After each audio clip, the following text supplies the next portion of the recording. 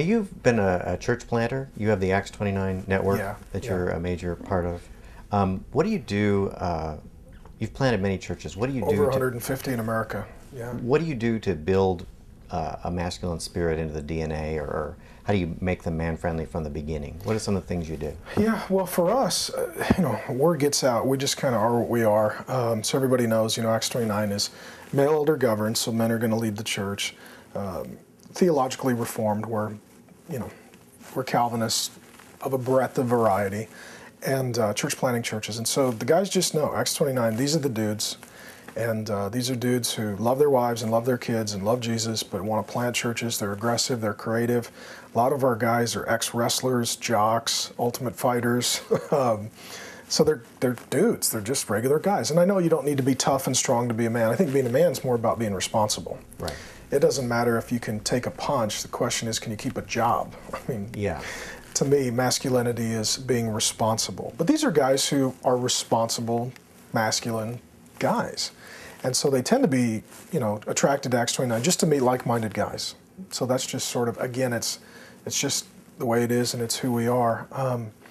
And what I find is that most young guys that are real strong and aggressive, they want the freedom to start something. Mm. And so the young guys that we get, they want to start a church. And you spend time with your guys here in Oh, yeah. No, that's one of my hearts is I'm always looking for the young guys with talent to invest in. I have them travel with me. I bring them into my department.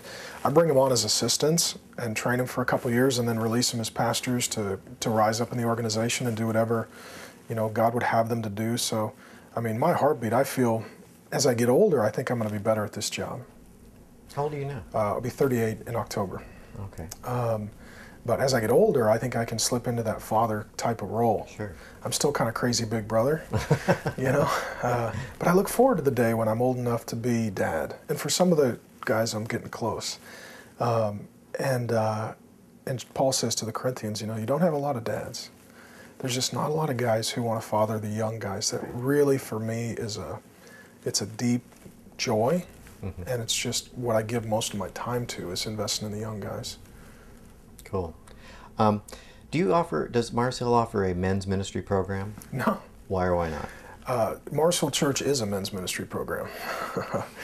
And it doesn't mean we don't have women and we don't love women.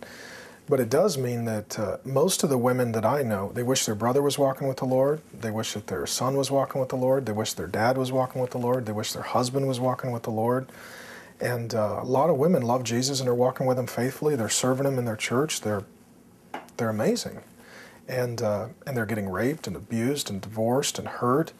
And they wish somebody knew what to do with the guys. And so even most of the feminist critiques of men, I totally agree with. But the question is, well, what are we going to do? Yeah. Well, we need to protect the women, to be sure, but we also need to find a way to get the guys straightened out so they quit being so damaging and so horrible. And so for us, Mars Hill really is in large part that. We'll bring the guys together for, like, once a year we do a men's boot camp for all the new guys that have come in the previous year, and we deal with, why God made men and sex and marriage and how to get a job and how to court a woman and how to stop looking at porn and how to read the Bible. It's just real practical. Is this like a men's weekend? Yeah, we call it boot camp. And do you lead it? I teach as well as other elders, and then we also have breakout sessions on how to buy a home and, how to... Life skills? Life skill stuff, because guys don't know. Their dad didn't teach them anything. 40% of kids go to bed without a dad. Yep. If they did have a dad, he probably didn't say much, and he may not model much, so they don't know. They don't know what they're doing. So we try to make it real practical. We tend not to record those and not put them online. Because it's pretty... Sure. It's a little intense and pretty to the point, so not everybody would get that. But we'll have upwards of 1,000 guys come out for those, the new guys that have come in the previous year. And do an invitation. Guys will give their life to Christ and start getting their life together. So we do occasionally a men's event, but for the most part, we want them leading the church. We want them leading Bible studies. We want them leading kids ministry. Our big value has always been men over children's ministry. Yeah. Because we want the other men to work in children's ministry, and we want the single men to work in children's ministry so that they can learn dad skills. So one of our big values is put a godly man over children's ministry and encourage him to recruit men. We don't have a separate thing for men. We let men lead the whole church, and we train men to lead the whole church. And if they're married, of course, we train their wives, and their wives work alongside of them. And if the gals are single, they serve as well. But again, we've just not seen it as difficult to get women involved. We've seen it takes twice the effort to get the same number of men involved as it does women.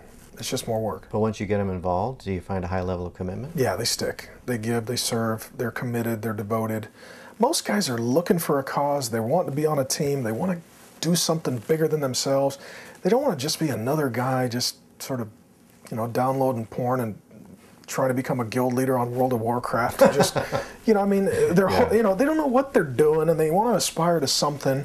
Yeah. And so once we give them something and they have their dignity and they have some marching orders, we tend not to have turnover with those guys.